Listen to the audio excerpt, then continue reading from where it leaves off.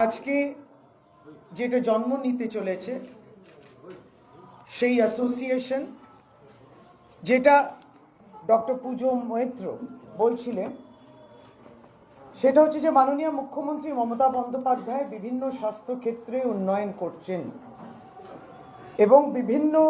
উন্নয়নের এই স্বাস্থ্য পরিষেবা প্রদানের ক্ষেত্রে সার্বিকভাবে স্বাস্থ্য সকলের কাছে পৌঁছক, এবং সেটা থেকেই তার নেতৃত্বে আমরা অনুপ্রেরণা পেয়ে আজকে যে অ্যাসোসিয়েশন জন্ম নিতে চলেছে তার নাম হচ্ছে প্রোগ্রেসিভ হেলথ অ্যাসোসিয়েশন পশ্চিমবঙ্গ। এবং মূল লক্ষ্য এর উদ্দেশ্য কি আমাদের এর অ্যাসোসিয়েশনে আমি ছোট করে আপনাদের বলি, এরপরে আমরা নিশ্চয়ই প্রেস রিলিজ আপনাদের দেব।